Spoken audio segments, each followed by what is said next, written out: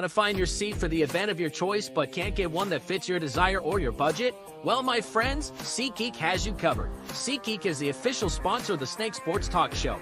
With a list of over hundreds of events to choose from, SeatGeek will assure you that you won't miss your seat with the amazing view of your choice at the most affordable price. Whether it's looking for your best seat in the house of your favorite sports team, finding live concerts that get you closer to your favorite artist, or enjoying your spot at your favorite live shows, comedies, and more, SeatGeek has it all just for you.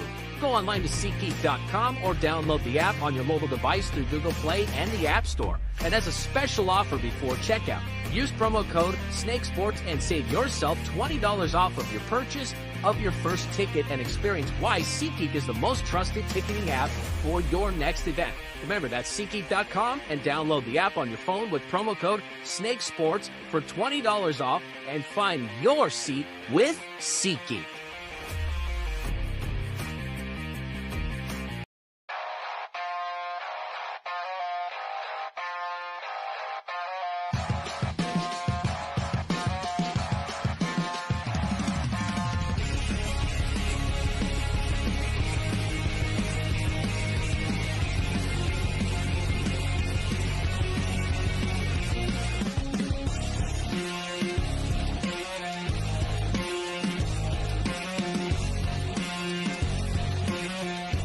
And now, broadcasting live from Las Vegas, the Snake Sports Talk Show with Jake Silva starts now.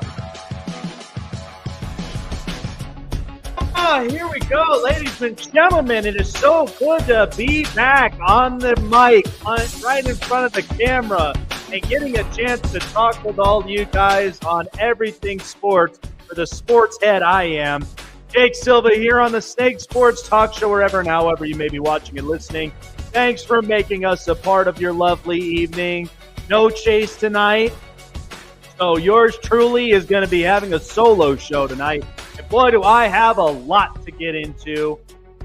Show is sponsored by BetUS and SeatGeek. We are live on all platforms known to man, Roku, iHeartRadio, and all social media platforms for you guys to like, follow, and subscribe to the show. Keep the bell on for your notifications for future and past shows.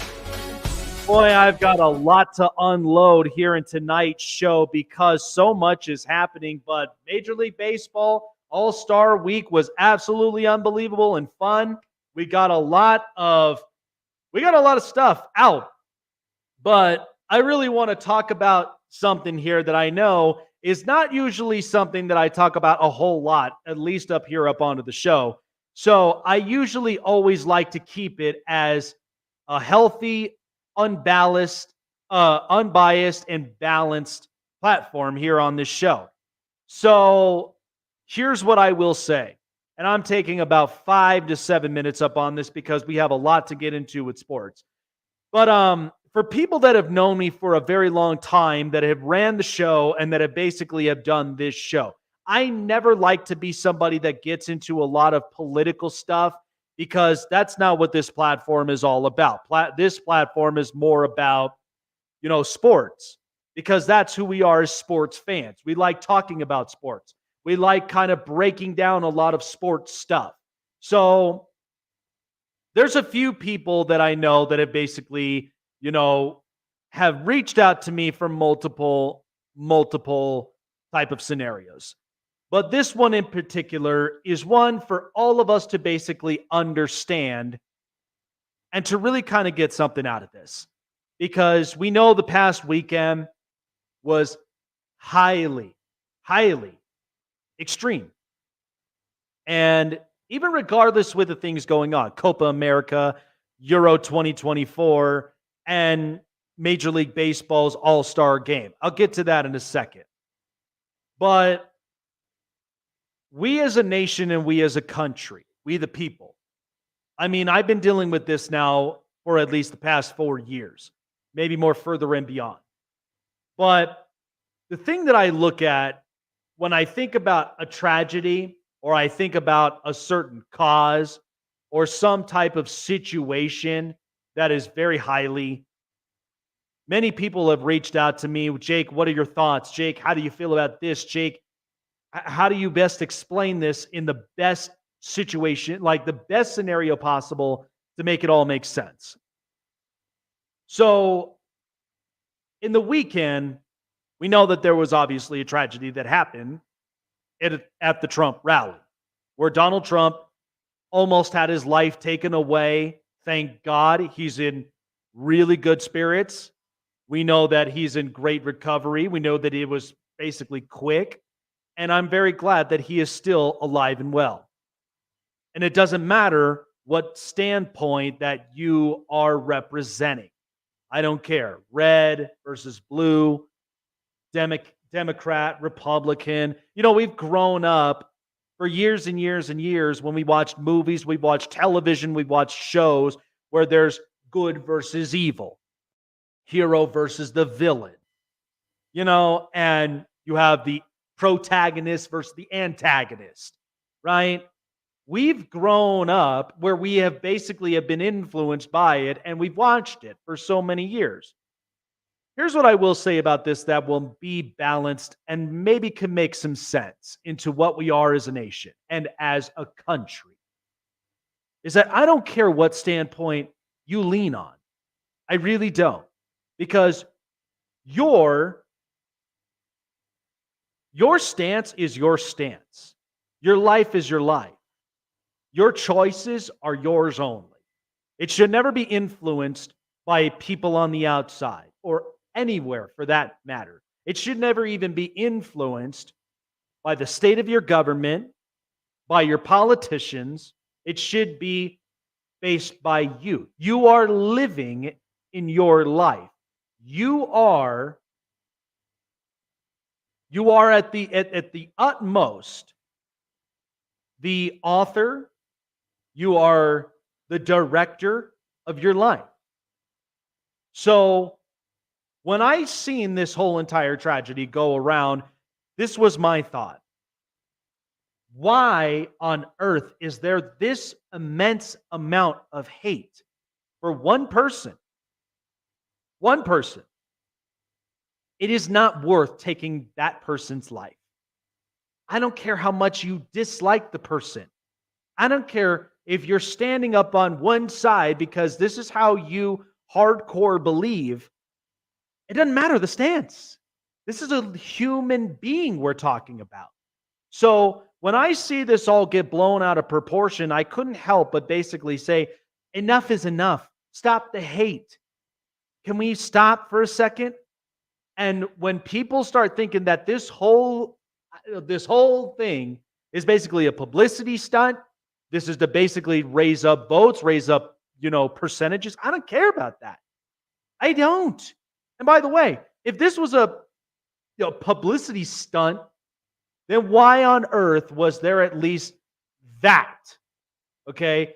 And for the fact that if he did not turn in the angle that he did, there you go. You caught it on national television. The entire public, everyone would have been in complete trauma. They would have been in shock and awe because somebody basically lost their life.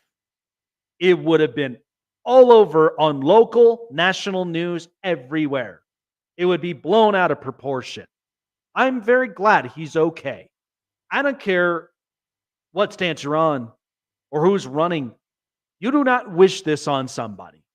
And listen, I spoke about this when it came to the Chiefs with their parade, where 10 people got injured. One of them lost their life. You don't wish that on somebody. I don't care what your preference is, because regardless of preference, regardless of religion, regardless of race, regardless of culture, and regardless of your standpoint, you do not wish that on a human being. You really don't. So in this platform, I don't want to, this is the thing. I'm not meant to be political because that's not what this show is about, because it's strictly sports. But sometimes we kind of have to have the conversations that we know are uncomfortable for people. I'm very independent. I don't lean on either side because I do believe that there are corruptions, but I also do think there could be some clarity on both sides. We need each other. It's not one over the other. We need each other. Think about it. For those of you that are a couple or a married couple, You do realize you are not superior to the other, right? She's not superior to you. You're not superior to her. You both mesh together because you bring something to the table and you are building a foundation. So I just look at this like I'm glad he's okay, but if you really want your voice to be heard, you let it be known. Okay. And at the same time, this publicity stunt and all the rest of it, give me a break. Like, I am an owner, okay? And I respect it. Okay? Because it's the protection of myself and the protection of my family. So I know what the consequences are by holding a firearm and all the rest of it. And people that think like, oh, it's that easy or this is how it is. No. If you've never held one in your life before, you have no room to talk. I'm sorry. I hate to be kind of blunt about that, but you have no room to talk. There's a lot that goes behind it. I've been trained. I have been shown the ropes, what the consequences are, how all of this stuff works, and what you need to do so that you better protect yourself and for your family. Okay? There are consequences to the choices that we make. It's the price we pay. That's what human life is. So why this immense amount of hate has to be pretty much brewed up to the point where you're trying to take somebody's life? I don't understand this. Okay? There's a difference between hate speech and speech that you hate. You don't like the person that much, that's fine. He's not fazed by it. Nobody should ever be fazed by if you don't like somebody. If you don't like somebody, move along. It doesn't mean you have to basically be in the same room for an extended amount of time. Okay? You just have to respect one another. Can we just do that for a second? Like, can we respect each other's opinions? Can we respect each other's standpoints? Like, you have something that's up on your mind that I may agree with, or maybe I don't agree with, but still, I respect you as a human being because you have a point. You have a point I may have never thought of. But I just think because of this whole thing, it's just been blown out of proportion. And we really need to take a step back and we need to realize what in the world that we're doing here. Because a lot has been like, everything has basically been shown. Like, it's in the public's eye now, what we're dealing with. You want to make a change, make it be known. You know what to do. So let's stop the hate and let's stop the antics here because it's unacceptable, it's unnecessary, and it's complete atrocity. So I've always stood by these things that I will continue to stand by for the rest of my life. Is I am put on this planet Earth to basically motivate, to elevate, and to appreciate people like myself and people like you as well. I am not here to hate. And that's the same thing when it comes to sports medias and when it comes to podcasts and all the rest of it, because I'm here to elevate people. I'm here to appreciate a lot of the connections that we have from left to right. I am also here to motivate them because if they're stuck in a rut, I want them to succeed. It's like for a lot of our athletes, we want them to succeed.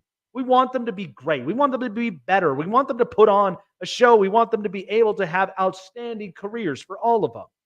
Okay? We know we all have a standpoint when it comes to our favorite teams because that's just who we are. But sports unifies us because we feel the same way. So motivate, elevate, appreciate, and stop the hate. I just think with the way that society has been in the social norm, it's blown out of proportion. It's insanity.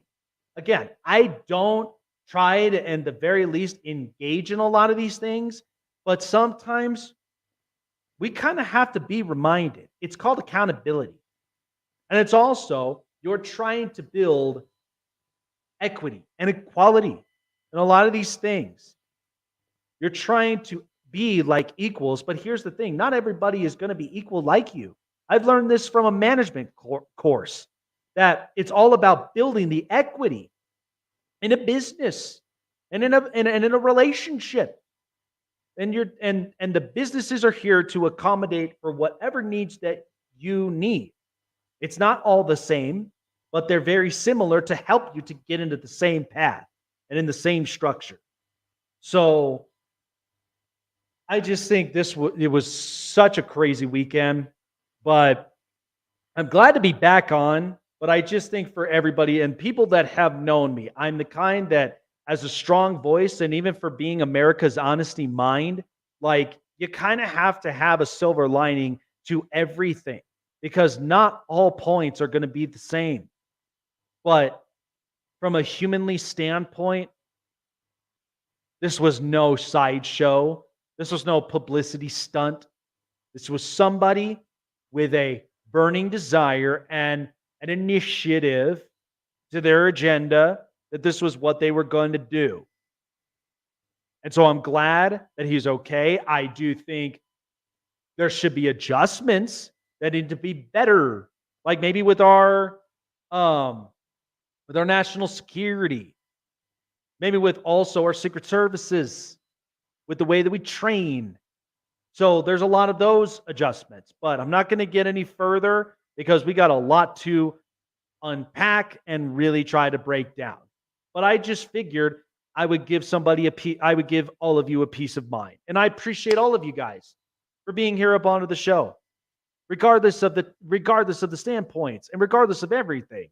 You guys have a preference. You guys have a stance. You have a voice. You have a lot of those things. And I love hearing it from a lot of you guys. That's why I'm putting together the Fan Friday, so I can hear all of your guys' voices and what you guys think. What's your opinion? What's on your mind? Get it off your chest. So, again, we got a really good show. I figured I'd get that off my chest. I figured I'd get that off my mind because I know a lot of people, it's very difficult to talk about it, but you can't bottle that stuff in. You know, you got to be able to at least let it out any way that you can. So we got a lot to talk about because I also do want to end up talking about recapping Copa America, also the Euro Cup as well, because I think these were some very, very good events that we've had in sports. And it's really kind of breaking down the legacy of Lionel Messi. I will get to that here in a second, plus some Brandon Ayuk talks as well. But I'm very glad for all of you guys to join in here up onto the show. Really appreciate all of you guys. All right, well, for those of you, as you know, we know that we ain't got no Major League Baseball going on, at least this week, because of All-Star Weekend. But get prepared, because ultimately when baseball comes back, betting lines are going to be ready to go. And man, they are going to be on fire like hotcakes. So check out BetUS for yourself. BetUS, where the game begins. When you sign up, $50 or more in a year deposit. You'll get 200% bonuses and 30 risk-free bets when you join in. Join in on the best betting lines from both single and parlay leg bets that you could choose from. All the best betting expertises and analyses, especially when you follow their social medias. There's some great minds up out there to get you ready for the game. Also, free NFL betting lines, especially predictions, prop bets, and so much more to choose from. So go on to BetUS.com right now to check out the latest lines and get yourself geared up and ready for the game. Gambling problem? Call the local number up onto your screen and all into your local states as well, because we don't want you to gamble crazy. We don't want you to lose your mind upon it. We want you to gamble responsibly, because that's what we are. So there are many accountable services that are there for you. So dial the numbers and check them out and get help today. In the meantime, get yourself ready and get on the edge. BetUS, where the game begins.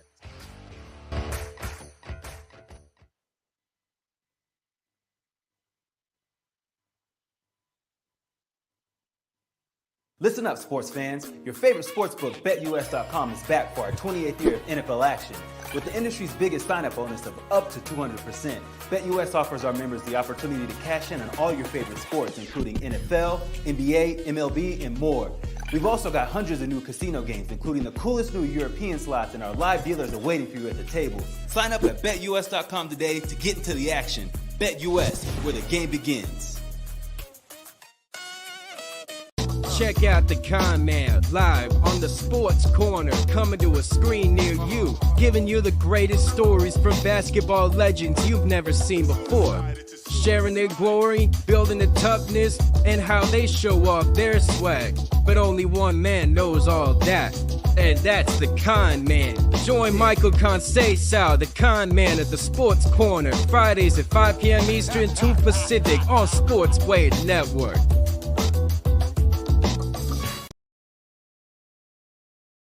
Looking for a show with the best takes and opinions? Want a show with the best coverage around the world of sports? Jam-packed with an all-star interview lineup? Then the best place to find it all, sports and entertainment, is right here. Join Jake Silva on the Snake Sports Talk Show, presented by SeatGeek and BetUS. Weeknights at 8 p.m. Eastern, 5 Pacific on Sports Wave Network.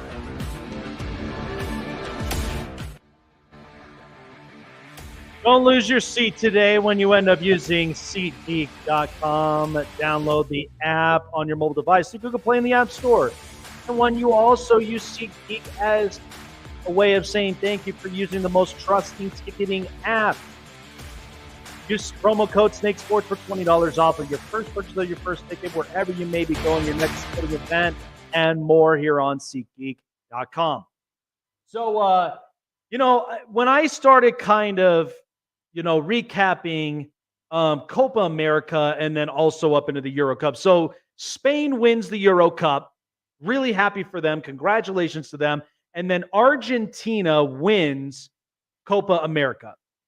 So what's the significance of this? Because for the longest time, for years and years and years, at least since I have been on this show and kind of covering sports here and there growing up as a kid, you couldn't stop hearing about Lionel Messi and Cristiano Ronaldo. Who was better? Who was the best ones of the two? I can make the argument that I think Cristiano Ronaldo for years and years had been deemed one of the most talented soccer players that I think we've seen in the world, but yet has not been able to win the big title. Whereas on the other hand, for Lionel Messi, for years and years on end, very talented next to Cristiano Ronaldo, but I will argue this. I think he's the most successful soccer player in the world. Why is that? Because what he's been able to do in his tenure, because both Messi and Ronaldo are very talented. But the difference of it is that Messi, he invests in his entire team, wherever it may be, whether it was Barcelona, whether it's Argentina, or whether it's there in Miami. He is a very wide global icon in the world, along with Ronaldo. But the difference of it is that Cristiano Ronaldo, we know that he's paid the big bucks, and we know that for him being the most talented, he has yet to win a World Cup, and he has yet to win the big championship. Whereas what has Lionel Messi done in his career? He has won the World Cup with Argentina, rightfully so, and he's now won Copa America. And I know he was been sidelined because of that gruesome injury that he had on his ankle, which was just, it was bad. I hope that he's very well and he at least gets the right rehab treatment. But even when Messi was sidelined, you could see it with Argentina that they were invested. This was a team that was willing to do any and everything to win the cup. And they have, because they love Messi, they trust him, they know that Messi leads the team to the promised land. And I think, to me personally, he's basically trumped Cristiano Ronaldo. Well, Ronaldo is the most talented, but I thought in Copa America, because Ronaldo had no scores. He was struggling through the whole thing. And you know what it is because he did not have at least the right group around him yet. So it felt a lot like Portugal was constantly playing the back and forth game. And in that meantime, it's like all of that was on Ronaldo's shoulders. He had to get past it. He had to basically carry the team over to at least score on offense or at the very least get defensive stops. So, but Lionel Messi, with the career that he's put together, is arguably one that I don't think will ever be done again.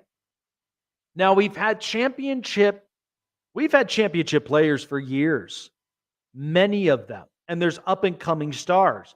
We've got Kylian Mbappe, who is absolutely undeniably ridiculous in France. We've also got Neymar Jr., which they've got a solid group, but we know that they're not quite there yet. But he has a lot of time on his hands. And I mean, here's the thing. For our country in the United States, we know that Greg Berhalter was fired, and I think it had to kind of get to that point because here's the thing. We only have one polarizing star, and that's Christian Pulisic. These are a lot of young kids. They haven't grown yet. They haven't cooked. They are still in the developmental stage. They are still trying to figure out their identity. They're not quite there yet, but we know that every time, and we're guilty of this because we hold the United States to a very high standard, because that's what it's like playing in soccer. Every country is held to a high standard. Look at the coaching. Look at the expectation. Look at how they train themselves. I mean, you're in the biggest stage of the world. Copa America, Euro Cup 2024, and then eventually the World Cup. I mean, it's the greatest event worldwide.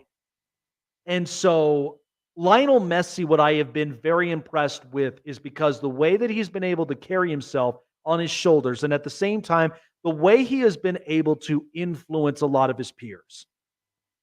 I mean, they played for him. They played alongside him. And they played for their country. That's ultimately what it's been. But Argentina, for the last couple years, they have been prepared and primed for moments like this.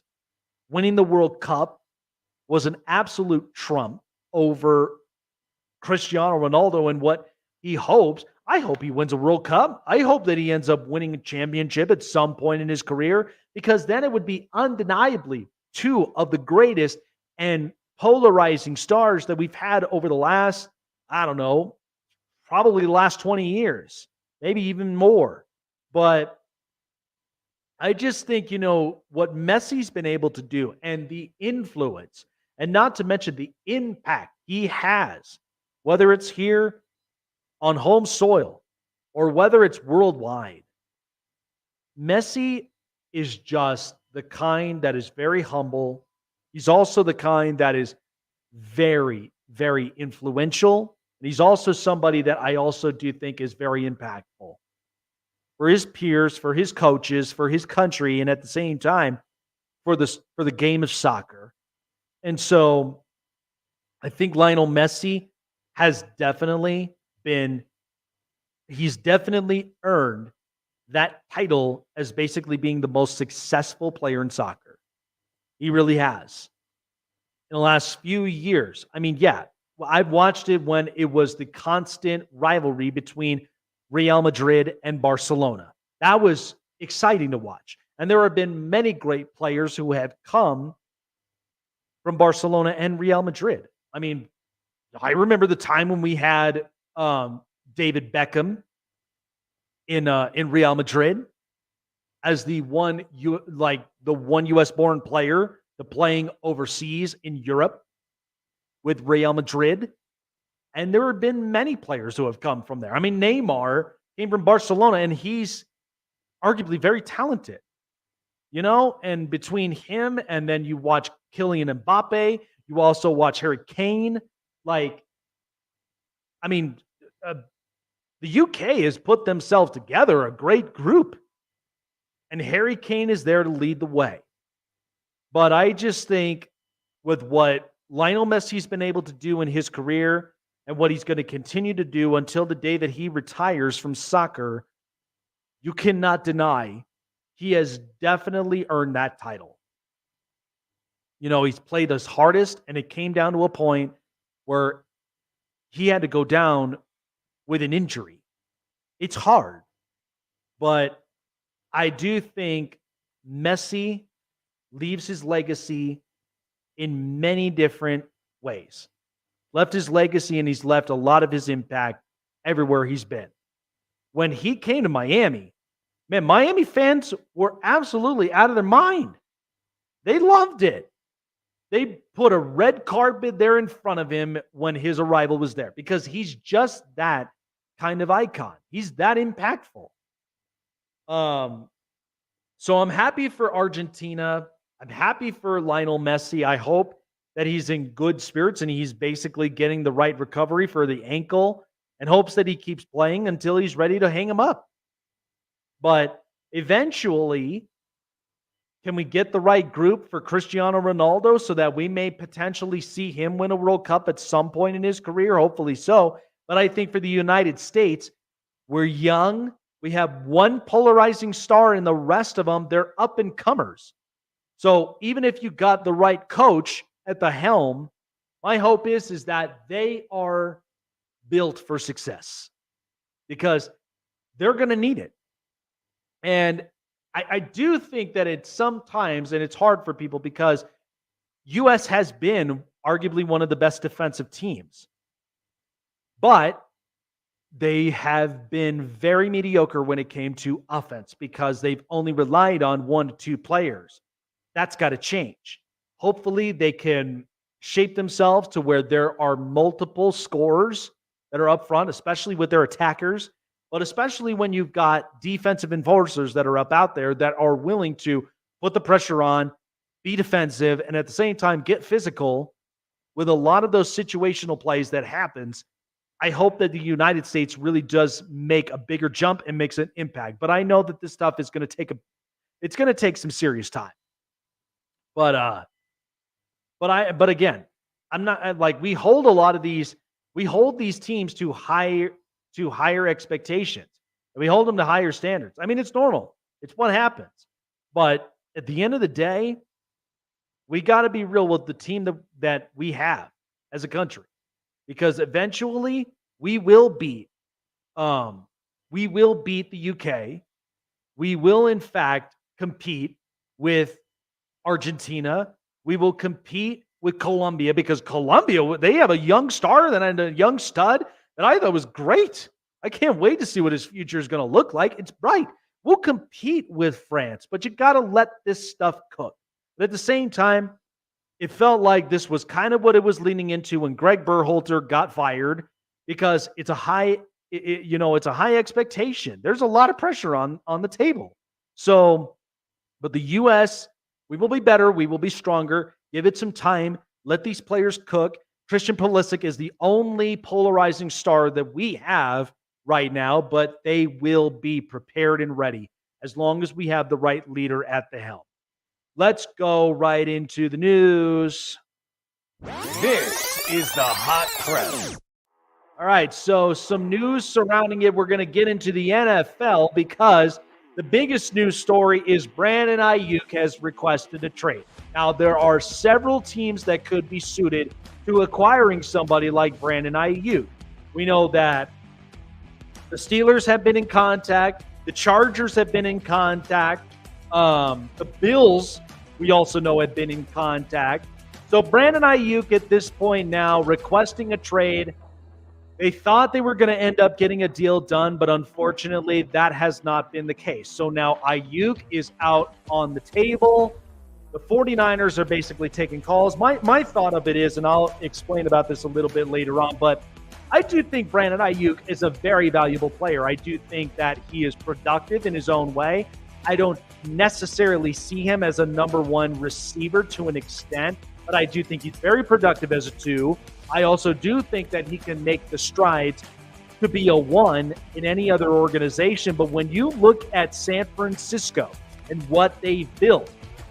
They just drafted 2 young wide receivers.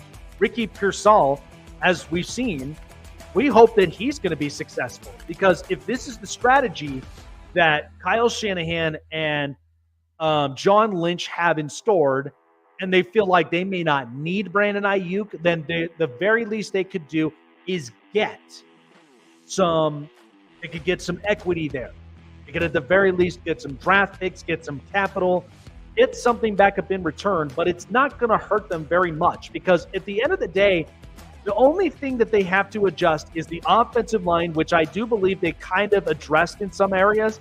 I do think they could definitely use an edge rusher, maybe even a secondary at some point, wherever, corner, safety, because we know Talanoa Hufanga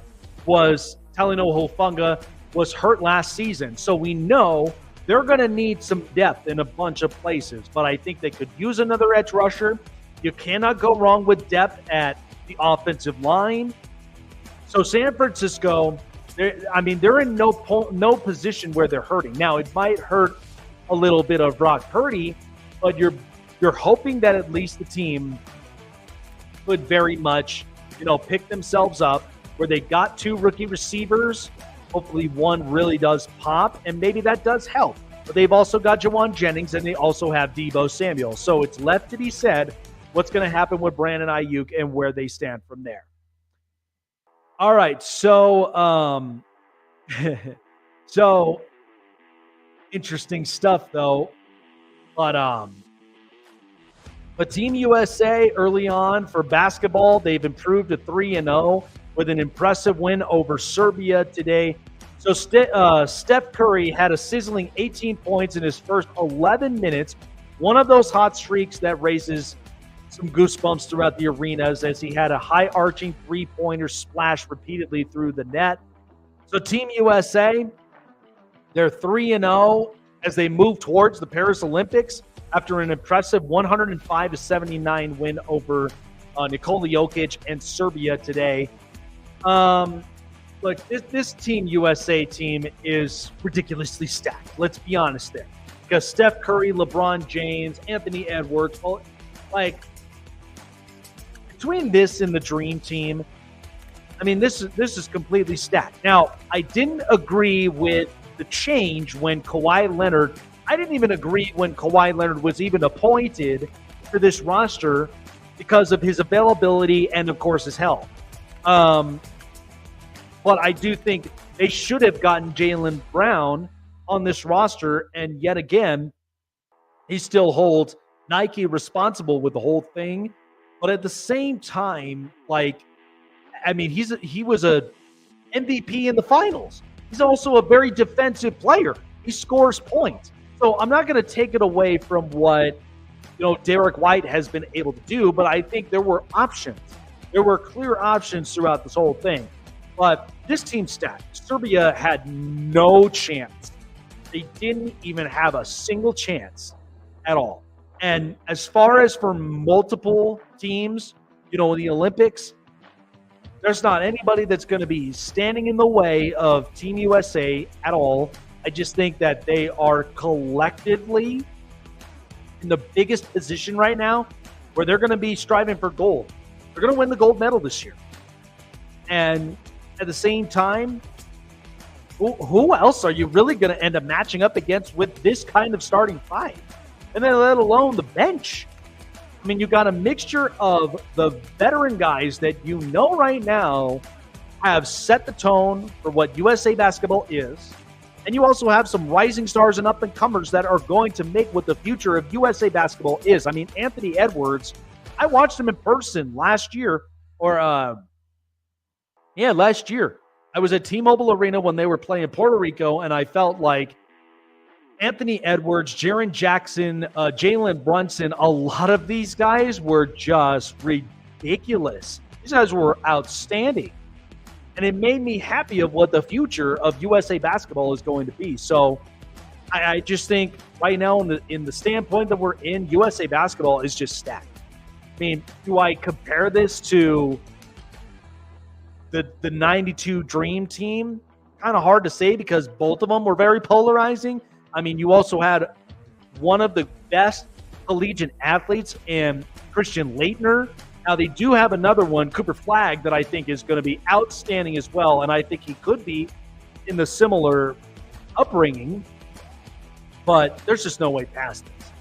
All right, finally, as we finish up with the NFL, so the Chicago Bears know that they have high expectations into the season, knowing that they've drafted their number one overall pick at quarterback. They've also given themselves another weapon out there in Rome Odunze. So it has been reported at Hallis Hall for training camp that quarterback Caleb Williams and wide receiver Rome Odunze, they have agreed to their respective rookie contracts yesterday. So Caleb Williams has signed a 4-year worth $39.4 million with a $25.5 million signing bonus on Wednesday, and Odunze has also reached a 4-year, $22.7 million contract with 13.3 signing bonus. And both of them are fully guaranteed and contain a 5th-year option in 2028. So it seems like the contracts are good. The contracts are done. So I think this is one of those things that both these players, quarterback and receiver, we know that there's high expectations for Caleb Williams as a number one overall pick, and what we've seen with what we've seen with Lincoln Riley's products at USC and even in Oklahoma. But hopefully, because Caleb Williams, we know 93 touchdowns in 2 seasons that he's had at USC under Lincoln Riley, and what kind of spectacular offensive player that he is at his position. So Chicago has a lot of high expectations this year, but at least with the contracts, rookie contracts with premiums at least, I think this is good. Chicago needs at least a positive upbringing this year, because we know that the North is tough. And we know that the North is definitely changing amongst the quarterback, because the Vikings right now are not paying their quarterback, but they have definitely paid an overhaul for their offensive weapons. Rightfully so, because you're not paying your quarterback anything. So let's see what J.J. McCarthy does there. You also have the Green Bay Packers when you've got Jordan Love, who's coming off an immaculate season. Hopefully he repeats it this year, and then we can start talking about the bag. But the entire collective team as a whole is young. It's young, but it's getting better. And they've also added Josh Jacobs into the middle of it for their ground and pound game. Now, you've also got Detroit, who's also on the radar in their division and in the NFC. And so that is going to be interesting to watch. But at the same time, Chicago's held to a high standard, and I understand it. I don't think we got to put them too high on the pedestal, but we know that there's expectations involved where they got to be better than what they were in the shell of themselves in the last, 20-plus years, maybe more than that. But I think they're in perfect contention where they can be a better team for the long run. So happy for both these players. Now let's see what the season really does bring in store for them. All right, that's the news. This is the Hot Press. So I had to get back to the Brandon Ayuk contract, the trade request scenario, because I think a lot of people are very curious as to what may happen with Brandon Ayuk. I do think Brandon Ayuk is a very talented player. There's no denying it. And there's no denying the production that he's put on the football field and what he will definitely do for the next few years. But, however, we'll see what the market value is, because I know Ayuk at this point wants to get traded to an organization, and respectfully so, a team that's going to give him a contract at the end. Because it seemed like San Francisco was close to a contract extension, but then all of a sudden something ended up happening behind closed doors, and now it's kind of fallen apart. And now we have no idea what basically happened, and now Ayuk has requested a trade.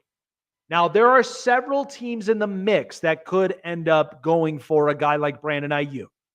New England, Pittsburgh, the Chargers, and Buffalo, I think, fit the scheme for Brandon Ayuk. But I think, honestly, New England, we know it's a new coaching regime.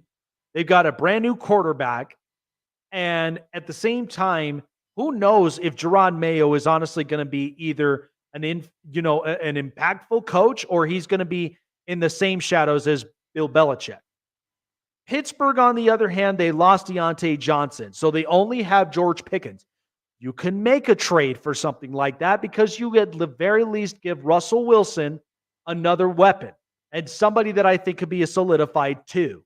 You could make the argument for the Chargers maybe potentially going and getting a guy like Brandon Ayuk because they do have a huge edge rushing room. Okay, you can move an edge rusher. You could send him to San Francisco, maybe send him at least a couple of picks, and you could release some cap and then potentially sign Brandon Ayuk to a contract extension. And now Justin Herbert has a reliable wide receiver there. And you could still build upon the hefty receiving core that they have, that they're building, that they got out of the draft with Ladd McConkey and Brendan Rice and multiple others. You're also hoping for a massive season out of Quentin Johnston and Josh Palmer. So they have some options involved. Now, I know that they seem very weak and thin at wide receiver, but maybe maybe this is exactly the bandage that they could put there. Then there's Buffalo. Buffalo got gutted with receivers, but here's the other good side. You can make Ayuk the number one in Buffalo right now. And then you're also building up Keon Coleman because you want to see exactly where he produces. Then there's also Khalil Shakir. You also have a veteran receiver in Curtis Samuel. And you have a dual tight end set between Dawson Knox and Dalton Kincaid, who I think Kincaid is a great piece at tight end, and I think is somebody that could definitely produce. So you're giving Josh Allen a benefit here to give him another receiver here that can help them to be very competitive and viable, because you already know that Sean McDermott's seat is sizzling up. So he cannot afford, after getting gutted with all of the top receivers that he had, and try to make a lot of these things work, because this is where his job is all on the line. So he has to make it work. But I just think that the two that make sense are the Chargers and the Bills. Now, the interesting one, and some people may be questioning it a little bit, could be, I'd say, I say in my opinion, I think, the Jets could basically be up in play, but I don't think the Jets, with the receiving core that they have right now and what they've upgraded and where they're at, could be a situation that could benefit them. But again, it could be something to flirt with. But I think the ones that make sense are the Chargers and the Bills, because both quarterbacks have been gutted of their receiving core because they're getting rid of a lot of those contracts. And at the same time, they were getting rid of a lot of these old contracts, whether offense or defense, so that it could open up some cap space, get younger, get healthier, and be viable as a team and be competitive still in their respective divisions. So I think, if the price is right on Brandon Ayuk, you can make an argument, you can make a case that I think Ayuk could very much fit in both of those. And by the way, their fantasy stocks could definitely rise up in either of those situations, for quarterback and for wide receiver, because ultimately I love Brock Purdy, but athletically, he's not that hyper athletic as a Mahomes, as a Josh Allen, as a Lamar, as a Herbert, as a Joe Burrow. But yes, he can still win games, and he's very smart, and he can throw the ball very effectively and efficiently, but he does not have the relentless arm strength on a daily basis like what a Herbert or an Allen have, right? Respectfully so. But I love the fact that Brock Purdy is a gamer. I think it might hurt him a little bit, but this is where you got to hope that Ricky Pearsall ends up exploding. The guy that really does work from here. So I thought this was interesting here. And a quick note, quick 5 minutes before we wrap the show up, is I've been talking a lot about Dak Prescott. I really have. And rightfully so, because I don't know what the Dallas Cowboys situation is going to look like at the end of the day, because are you or are you not going to pay Dak? Because you know that you got to pay CeeDee and you know that you got to pay Micah at some point. But This is an interesting scenario and situation because there are 3 teams involved in this that very much could look for a quarterback.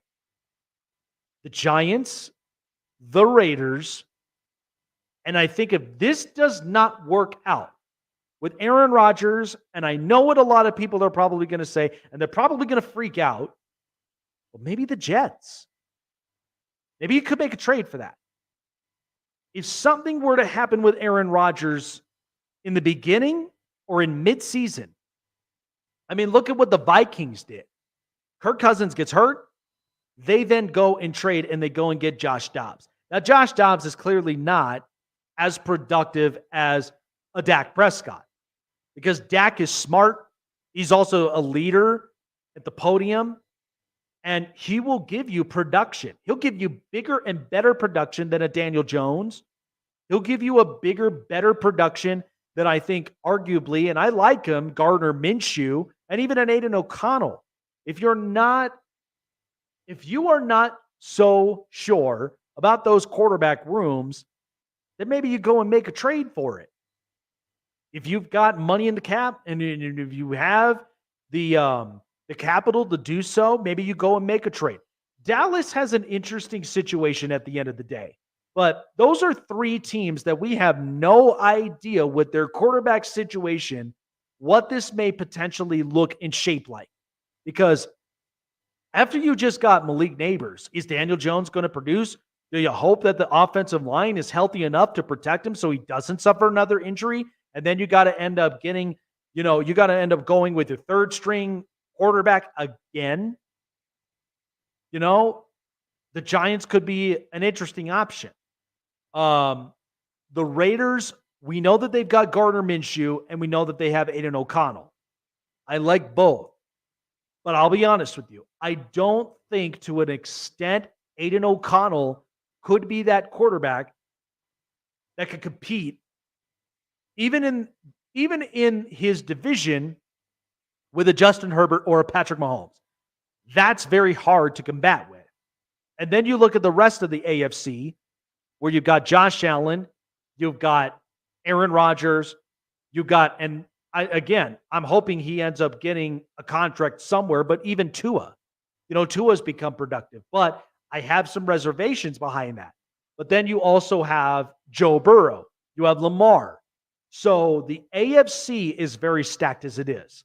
And there's high expectations because we have no idea who's going to make it in the end to be the top dog in the AFC. But we already know that Kansas City has already done that because Patrick Mahomes is clearly the top dog. So is Andy Reid and Travis Kelce. But again, you can make the argument, with the Raiders because of your own division and the product that you are putting out right now with Antonio Pierce being a very good defensive coach where he has very much shaped his side of the defense because once he took over, opposing offenses were only scoring 17 points a game. So clearly the defense has gotten better. But the other thing is, too, that you could also account for is you got to make Devontae Adams happy. Now, a lot of this, there's been no trade talks whatsoever. They've been diffusing that multiple times. But Devontae Adams, he could be up on the move if this does not work. But you could save the argument if you give him somebody like a Dak Prescott because Dak is able to make the throws. We watched him with CeeDee Lamb. That's not a problem. But then you could also make the argument of the New York Jets because the Jets can move some pieces and at the same time they can open up the cap. So if Aaron Rodgers, for whatever reason, once he comes back from that Achilles heel injury, if this does not end up working out, and at right now, with what you got a young rookie receiver that is coming back from, or a young rookie quarterback that's coming back from a leg injury in Jordan Travis, and then you also have Tyrod Taylor. But you also want to be able to see what your identity is at the end of the night, like at the end of the day. But you can make a case that you could end up looking at a guy like Dak Prescott because, one, he distributes to a lot of his offensive pieces. Now, he will be in an interesting division in the AFC East with Josh Allen and with Tua and with the Patriots. So, because the Jets want to win. The Jets want to be a competitive and viable team again. It's been a long time. So there's a high expectation involved, but it's not like he's going to steer away from the media because he's dealt with Dallas media. And so I think if you're around New York media, it's not a personal scare to Dak. So you can make the case that I think the Jets could end up looking at somebody like a Dak Prescott. So those are my three teams there. Giants, Raiders, and Jets. You can make the argument, what is their identity going to be set? Because ultimately, I know what the Raiders defense is.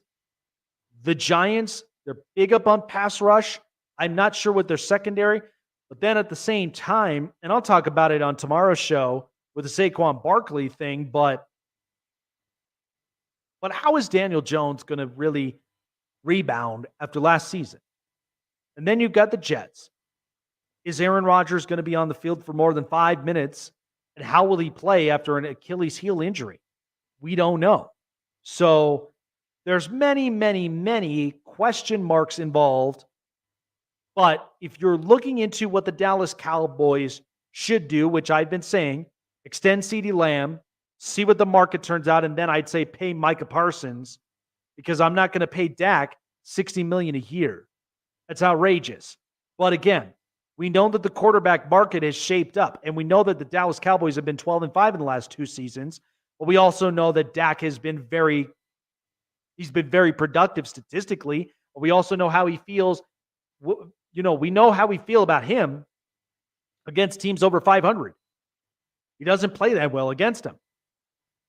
Absolutely looks like a Montana, an Elway, Mahomes when he's playing sub-500 team. But when he's not playing a sub-500 team, that's when things are different.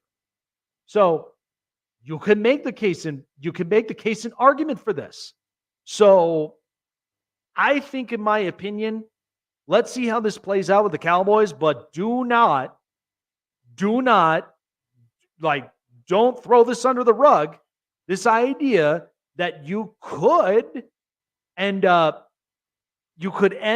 trading Dak Prescott at the end of the day, either to the Jets, the Giants, or the Raiders, teams that are going to need a quarterback because they are not sure what they could possibly do at quarterback. They are not sure yet. So you can make the argument there. I'm not brushing that under the rug. I'm keeping that on the back of my mind. So it's going to be interesting nonetheless. What a show. I got everything out of my chest and off my mind because, honestly, after what I've experienced over the weekend, and again, I've had family up in town, so it was good for me to basically get away, but I was still kind of plugged in up on sports. It drives my wife nuts, but at the same time, that was a lot. That was a lot. And look, people that know me, I don't like getting political, but sometimes there are conversations that we know are deemed uncomfortable, but you kind of have to have them. I mean, you can't just let this stuff bottle in. So you want to make an impact. You want to be the difference maker. You want to be the voice of America coming from America's honesty mind. Okay? Take it. Take it from that. Don't take it from me, but take the experience behind it. Make your choice. No choice is right or wrong. But in the end, if you're comfortable with your decision, you're comfortable with your choice, then make it. You know what to do. Make it happen. All right, folks, that's going to do it here for me on the Snake Sports Talk Show. Appreciate all of you guys for being up on here onto the show tonight. Got a lot out of our chest, but we've got some more interviews coming up along the horizon because we've got a Miami Dolphins content creator that's going to be joining us tomorrow. We got so many interviews ready to roll. I cannot wait for it. We've got the next couple of days to be bringing in some fiery content, so you do not want to end up missing that here up onto the show. The show is sponsored by BetUS. Download it today. Go online, bet, $50 or more, you'll get 200% in bonuses and 30 risk-free bets when you sign up at BetUS.com, where the game begins. And also on SeatGeek, $20 off when you use the promo code SnakeSports for your next sporting event, live concert, and more. And the best seats at the most affordable price, because inflation sucks, doesn't it? But you're not alone, and SeatGeek will have you covered to get you the best seat at the most affordable price for you to enjoy the next experience. $20 off. Snake Sports is the promo code. Appreciate you guys for being on here tonight. This is yours truly, about to sign off. Have a great night, and we'll see you guys tomorrow night in the next edition of the Snake Sports Talk Show. See you later, guys, and take care of yourselves. And remember, make your choice. Motivate, elevate, and appreciate. Stop the hate. Worldwide love, my friends. Take care of yourself.